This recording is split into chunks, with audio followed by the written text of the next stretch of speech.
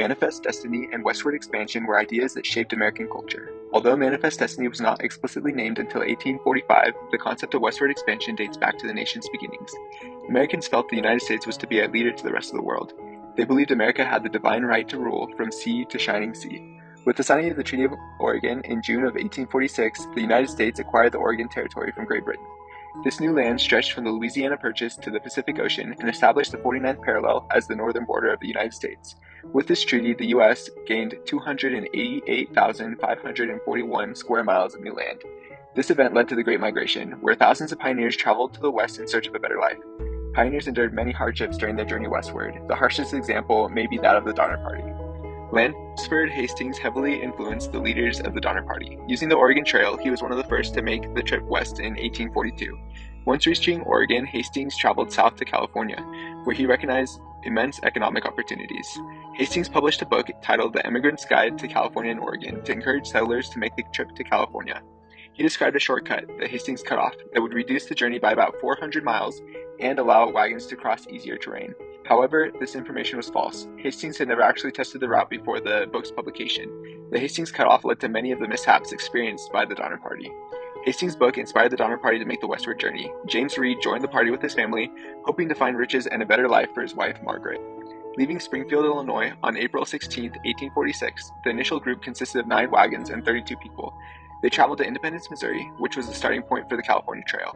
Since the Donner Party left Independence on May 13th, they were set up for failure from the beginning. The best time for pioneers to leave Independence was around mid-April. Had they left at this time, the pioneers would have arrived in California before winter. The Donner Party left about a month late. A series of unfortunate events further delayed the party throughout their trek west. In Kansas, the wagon train was to cross the Big Blue River. It was here that Margaret Reed's mother, Sarah Keyes, passed away, marking the first death of many to befall this unfortunate group of pioneers. Due to a massive thunderstorm, the river rose 20 inches and grew to a width of 200 yards.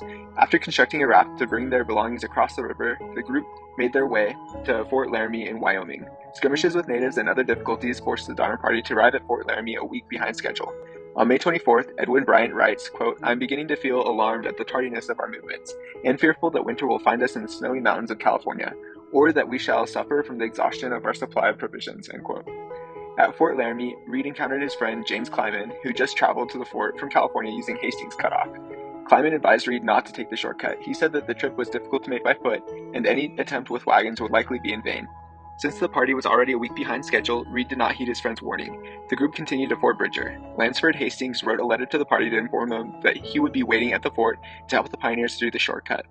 At the Little Sandy River, the wagon train split into 2 groups before reaching the fort.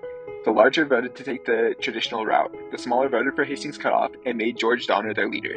As they traveled towards the Wasatch Mountains, the Donner Party had picked up 2 new families, causing the group to grow to 87 people and 23 wagons. At Fort Bridger, Hastings was nowhere to be found. In an account by George Donner's daughter, Eliza, she recounts, quote, "We were informed by Hastings' agent that he had gone forward as pilot to a large emigrant train, but had left instructions that all later arrivals should follow his trail. Further, that they would find an abundant supply of wood, water, and pasturage along the whole line of road, except one dry drive of 30 miles, or 40 at most, that they would have no difficult canyons to pass, and that the road was generally smooth, level, and hard," end quote. The promise of an easy road never came past for the Donner Party. In fact, the pioneers trudged through incredibly challenging terrain as they pulled their wagons through the Wasatch Mountains. The path described by Hastings proved impossible to travel by wagon, so the party had to take a detour that added 125 miles to their journey. Once they reached the desert south of the Great Salt Lake, they found that their wagons were not well suited for the sand. Wagons would often get stuck, and the pioneers would have to abandon them. To make matters worse, the party had more issues with Indians. The natives stole or killed up to 32 of the pioneers' oxen on this portion of the trip. The trip through the desert was slow and grueling. They finally made it to the Humboldt River on September 28th. On October 31st, the Donner Party passed the present-day California state line and went further into the Sierra Nevada mountains. They set up camp beside Truckee Lake, now called Donner Lake. At this time, snow began to fall. The winter trapped the party for the next 5 months. After 3 weeks, they ran out of provisions. Once their livestock was gone, the party resorted to eating leather, livestock bones, and even tree bark. Some camp members turned to cannibalism due to a dire need for food. In early February of 1847, many search parties searched for the Donner Party survivors. Of the 87 people who left Fort Bridger, only 47 made it to their destination. Word of what happened to the Donner Party spread across the nation, and westward expansion declined for a period of time.